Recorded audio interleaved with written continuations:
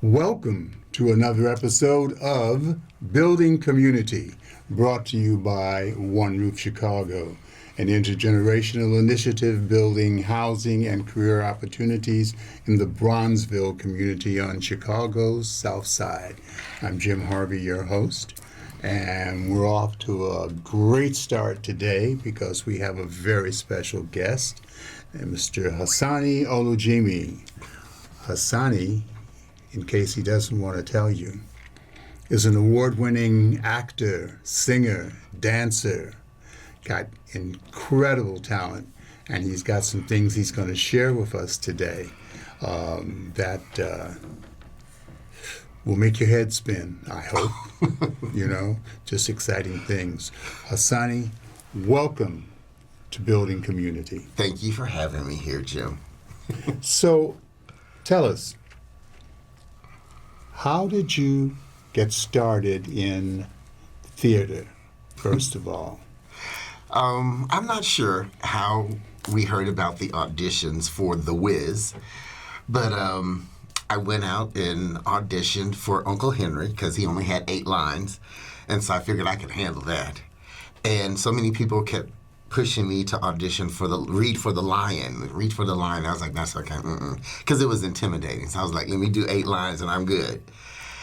And the funny thing was, this happened all in New Mexico. So the land of enchantment, I'm a believer. You were enchanted. Yes, good things happen there, and this was one of the good ones. And so the young man that was cast for the lion just so happened wasn't at rehearsal a lot, and I became the unofficial understudy for the lion, which was amazing. And when it's something that is for you, it's for you. That's the lesson I learned from that. That's like Cinderella. Yeah.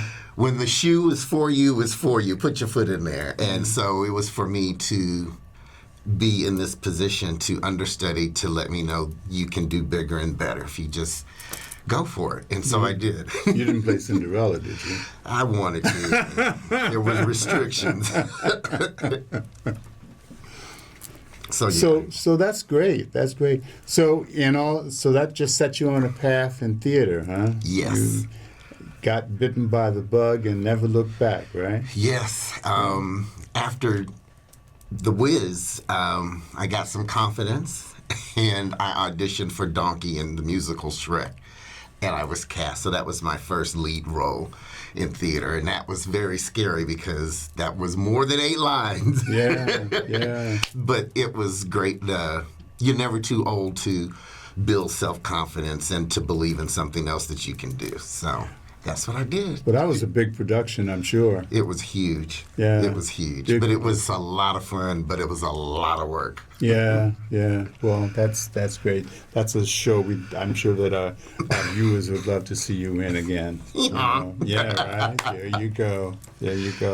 Yeah. So, out of all the shows you did, and I'm sure you did several, is there a favorite? Do you have a favorite? Well, there's no particular order, but one that was dear to me was The Full Monty. I played Horse, and that was one of the performances that I won a Vivian. A Vivian Vance Award, right? Vivian Vance for I Love Lucy, her little sidekick, and I won an acting award in her honor, which was great because I'm a fan of the show. And it was for the Best Supporting Actor in a Musical. And I really appreciated that role. But again, it's hard work, and I did the splits so much in that show that my thigh actually turned purple. Wow. But so The Full Monty, and then The Little Mermaid, I played the famous Sebastian, so that one was dear to me, and I was so blessed to play Sebastian twice, 10 years to the date. And I said, now I know we got a show because I could still fit the costume I had 10 years ago. I said, oh, we got a show now. Come on, let's do this. Let's get back under the sea. Fantastic. That's great. And so, Donkey, and then that one's very precious to me because that was my first lead role. But the biggest role was the lead player in Pippin. You're narrating the whole play, and it just goes on and on and on. And so, but also what was dear to me was the storytime telling troupe. We did puppets for children in the hospital, Ronald McDonald House, daycares, and so forth. And that was successful because of great volunteers that wanted to roll up their sleeves and be a blessing and bring joy to children. Fantastic. Oh, that's great. Yeah. That is great. That is great. Have you looked into doing anything like that since you've been back in Chicago? No. I have other interests. I like writing and trying to put my toe in other different ponds. Yeah, well, we're going to get into that in a little while as well. So I dubbed you as a dancer also, actor, singer, dancer. And the reason I did that was because I had the privilege of seeing you in Kiss Me, Kate. Oh, boy, yeah. And you danced your behind off in that show. It's a 13-minute dance number. Yeah. That's a lot of dancing. Very much so. And it's intimidating because, being the lead in that particular number, you're doing the dance and everybody's got to follow after you. And if you mess up, it's like, oh, we saw you mess up. So the pressure is always on. Sure. But the pressure gives you good pressure. It's good pressure, so you stay on point. Oh yeah, that's really great. That's great. So, moving on, you mentioned that you had done a lot of volunteer things with Ronald McDonald House and with puppets and all of that. You want to talk a little bit more about the that? Storytime telling troupe. I would get donations of puppets. I would buy puppets, and we would build the stories around the puppets that we had. And that was going to the library, trying to find books and come up with stories that the children could relate to and have a lesson. But also, in that time period, give mom and dad a break. And to see the children realize that someone cares about them outside of their family. What was really touching with this particular endeavor was some of the children were in the hospital by themselves. Their parents may have lived 3 to 4 hours away and could only visit the children on the weekend. And what was touching was we were there for the children until their parents could get there with entertainment and so forth. Yeah. So that must have been pretty rewarding, too. It was. Yeah. Those little smiling faces with missing teeth, was fantastic. All right. So you're here now. You're back in Chicago. And you're making plans for some interesting stuff to happen starting this fall, I understand. Yeah. The time that this came to me, the moment that this endeavor came to me was during the pandemic.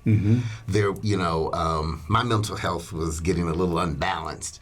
And so I decided to go online and start looking for good news stories because I was just like, I can't take any more of this. And I started finding stories that were inspirational. They provided joy, but most importantly, they provided hope. And that time during the pandemic, we all needed some hope. Oh, yes. So I thought to myself, why don't I share the stories that I find and hopefully help someone else who may need a little uplifting and joy themselves.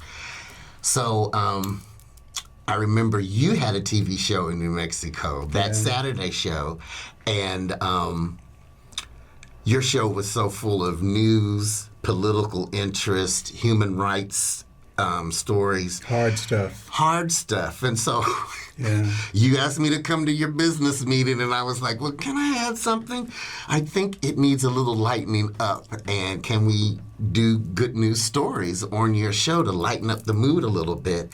And thank you, because you allowed me that opportunity, and you shocked me a little bit because the first episode was on January 6th. Yes, 2021. The studio staff were shaking.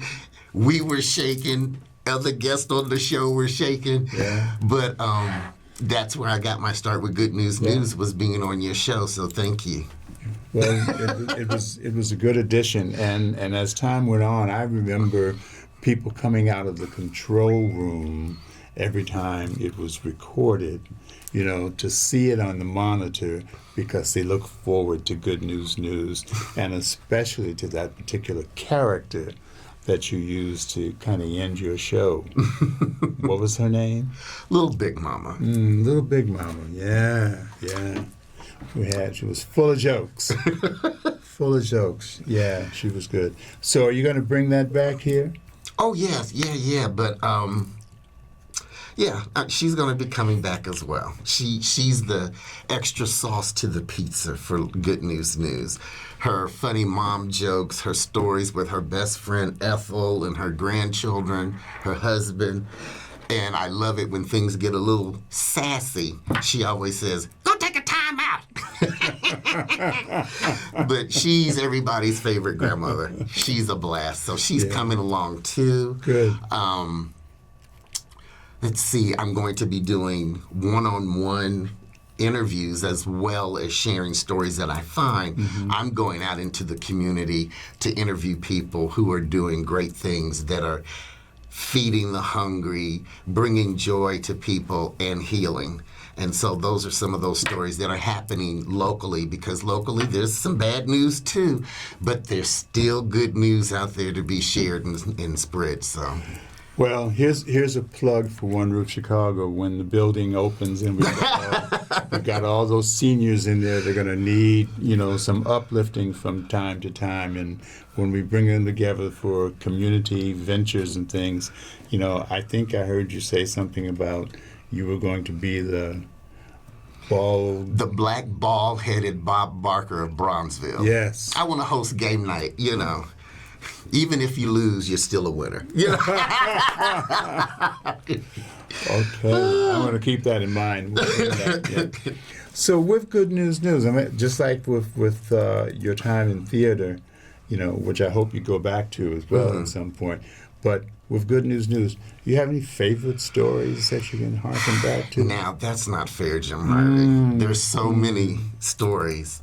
But there's two that I would like to share, Okay, sure. One is about there was a car accident and a man that was nearby ran over to help the people in the car, and he helped pull them out of the car and helped take care of them until the ambulance got there. And the local news interviewed him, and come to find out he was homeless as well. So they're like, wow, we're capturing a lot of stuff here. But the news station got a particular phone call, and come to find out that man's family had been looking for him but also thought he was dead.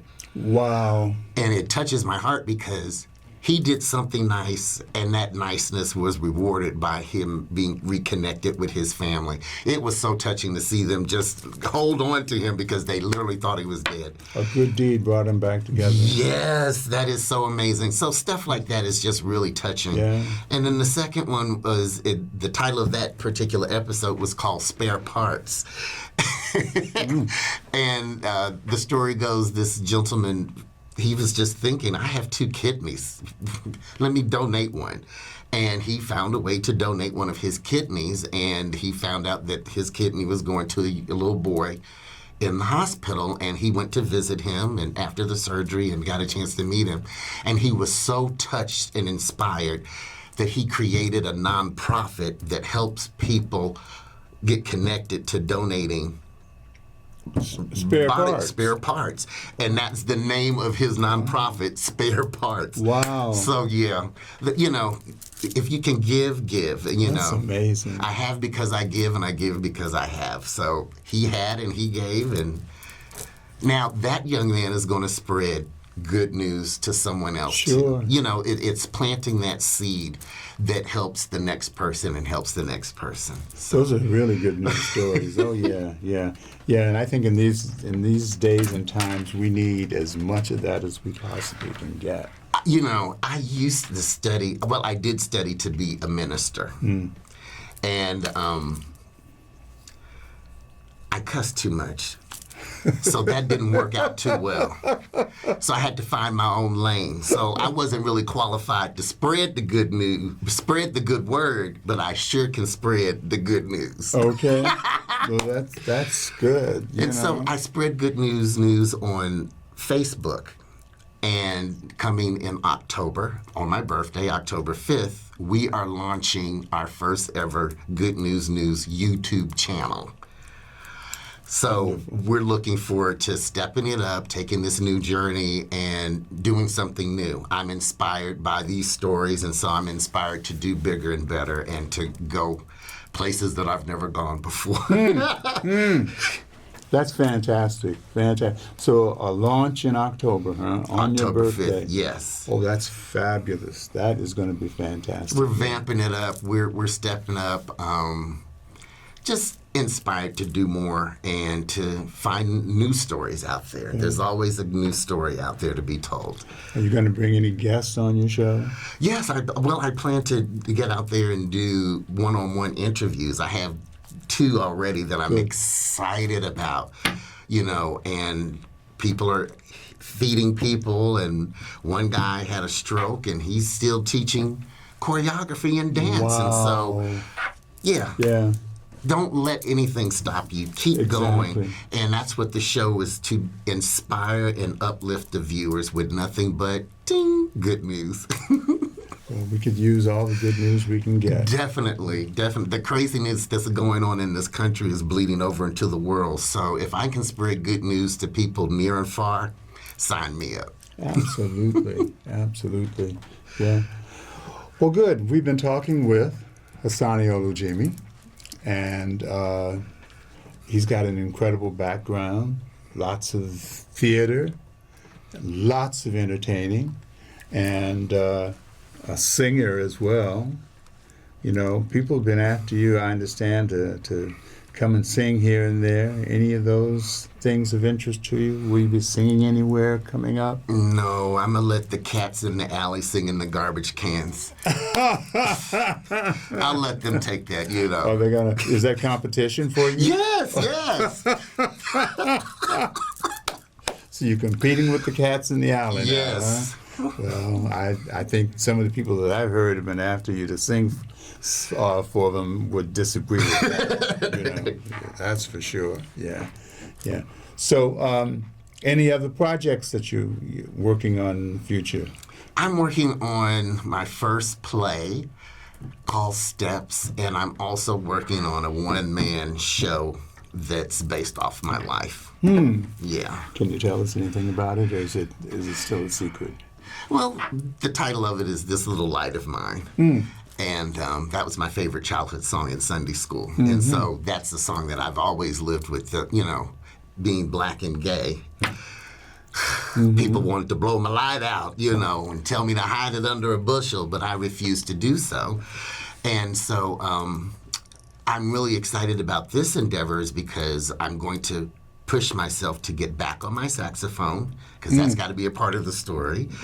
Get back on my tap dancing shoes, because that's going to be a part of the story too. So again, I'm creating something that I'm challenging my own self with. Projects. Goals. I love that. I got to use my powers for good. I love that. There you go. There you go. You find somebody to work with you and you might become the Wonder Twins.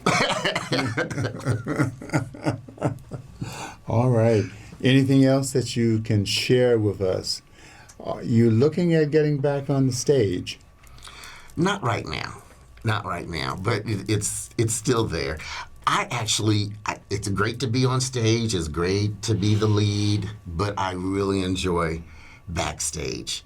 If you ever want to see the magic of a show, go backstage while it's being in action, because the magic is really backstage. It's backstage, and so we'll see.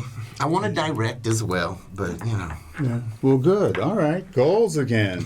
We're hearing more and more. If we keep probing, we're going to get some more information out of you right here. One thing I do like about theater, though, is it challenges you. One of the plays I did, we had to learn magic, and one of them was with fire. You know, I got suckered into one play, and they were like, Hasanni, we want you to be a part of this play. And I was like, sure, sign me up, I'm coming. And I went to rehearsal, and the opening song is in sign language. And I had to learn a whole song in sign language. I was like, y'all got me. But we did it. We did it. So that's what I love about theater. And so I really push kids into theater because it opens up a lot of doors and you can discover things that you never thought you could do. Sure. All right. Well, there you have it. There you have it. Someone who's working the magic, literally. Literally working the magic. Hasanni Olyjimi has been our guest on Building Community. He's a part of our community. We're glad to have him in our community. And we're expecting exciting and big and better things from you as time goes on. Keep that date in mind, October 5th, 2026. And you've been watching Building Community, brought to you by One Roof Chicago. You can contact us at www.oneroofchicago.org. And join us again next month for another episode. Thank you for watching.